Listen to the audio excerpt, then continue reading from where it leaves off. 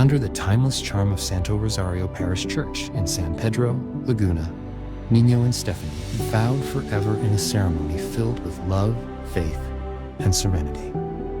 The beautiful church, with its warm sunlight streaming through stained glass windows, became the sacred backdrop where two souls, once strangers, stood hand in hand, surrounded by their closest loved ones, to become one. Every step down the aisle was a reflection of a journey marked by patience, joy, and unwavering commitment.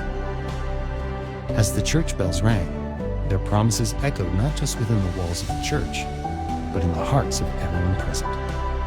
Emotions ran high, smiles, tears, and quiet moments of awe filled the air, as guests witnessed a union built not just on romance, but on shared dreams and deep friendship.